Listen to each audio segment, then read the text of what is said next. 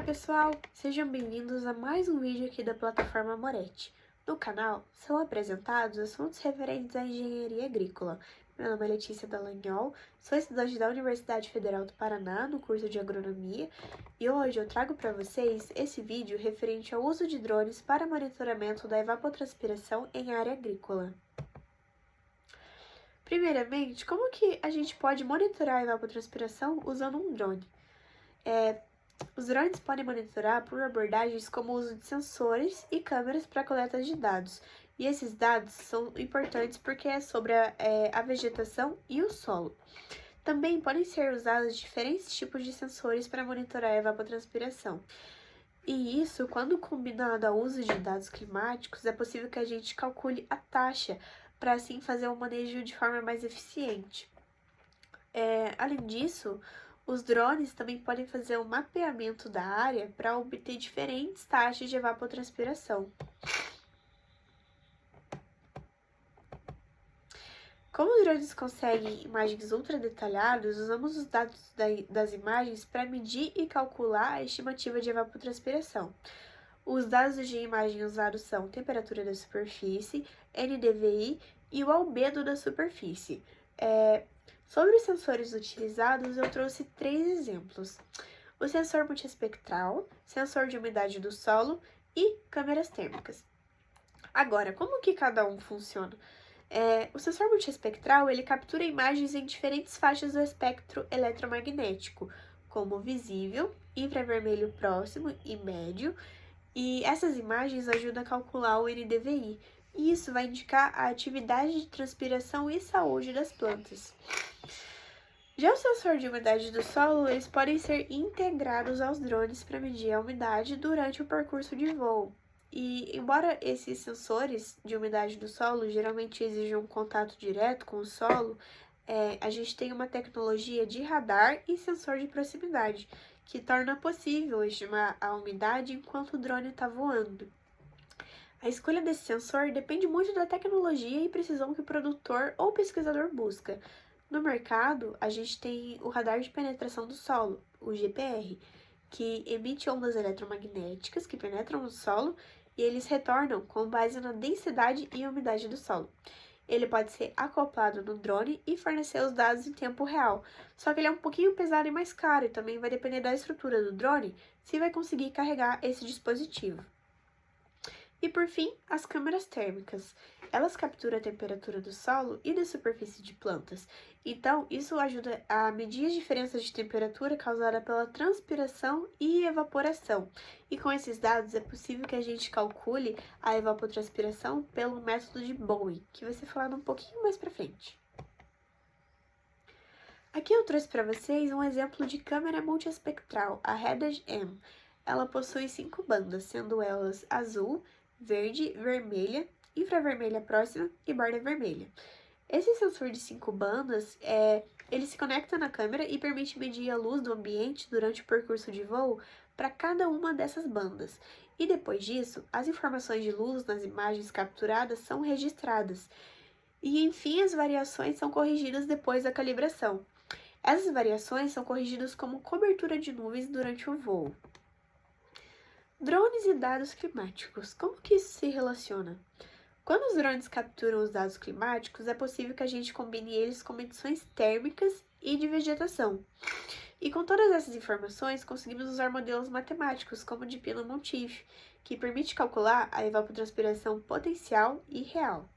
Por exemplo, além do método de Pino-Monteith, o modelo de energia de Bowen calcula a evapotranspiração através da diferença de calor sensível e calor latente. E o drone, quando equipado com uma câmera térmica, ajuda a estimar a evapotranspiração com base nesses dados coletados. Então, por que usar drones para monitorar a evapotranspiração se a gente tem satélite e outras formas para fazer isso?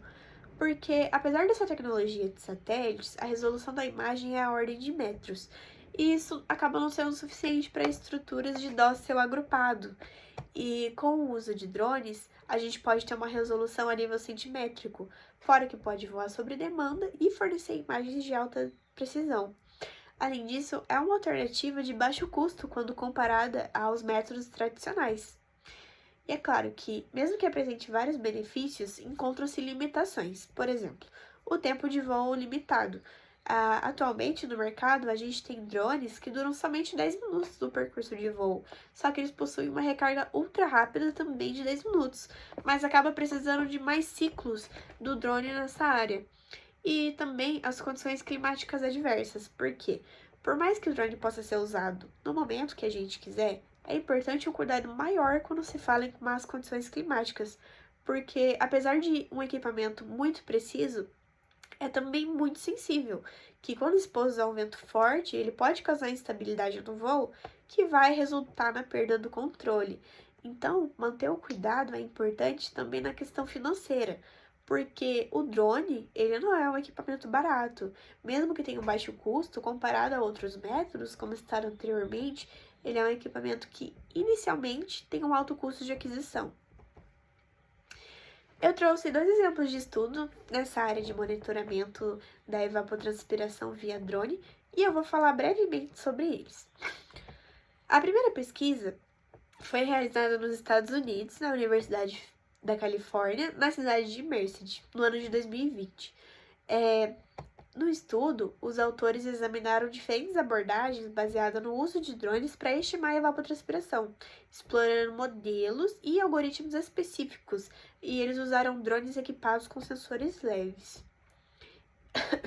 Esse estudo gerou um interesse muito grande no uso de drones para agricultura de precisão, porque esse dispositivo oferece uma maior flexibilidade no campo.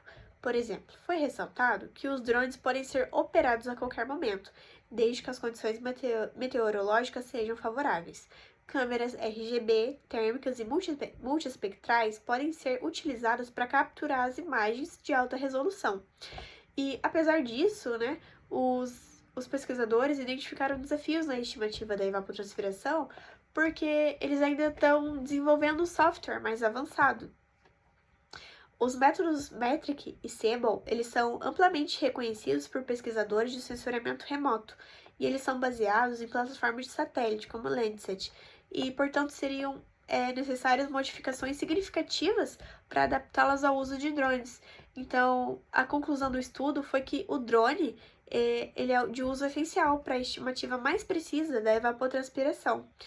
E eles abordaram desafios e oportunidades como para estimar a evapotranspiração, como a calibração de câmeras térmicas não refrigeradas, porque daí compromete a coleta de imagem com o drone e o processamento dessas imagens para análise.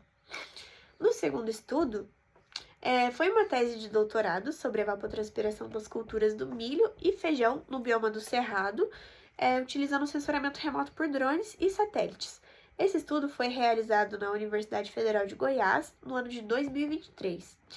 Nessa pesquisa, os valores de evapotranspiração utilizando o drone, eles estão de acordo com a recomendação por Allen na cultura do feijão, variando o índice de confiança de 0,93% a 0,97%.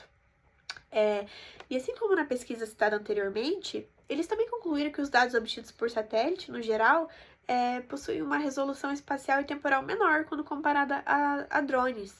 E eles perceberam que as nuvens não influenciam na leitura do albedômetro. Por fim, foi concluído, né, que o drone supre as desvantagens do satélite, porque, como já foi citado aqui nesse trabalho, é uma resolução na escala de centímetros. Então, para eles, eles conseguem obter os dados a poucos metros das plantas. E eles afirmaram que tem poucos estudos ainda utilizando os drones para estimar a evapotranspiração, e por isso é necessário aprimorar a correção atmosférica dos dados. Os links de cada estudo de caso tá aqui nos slides, e eu recomendo que deem uma olhadinha, porque é um estudo muito completo e interessante, e aqui eu só posso falar brevemente. Aqui estão minhas referências, e muito obrigada pela atenção.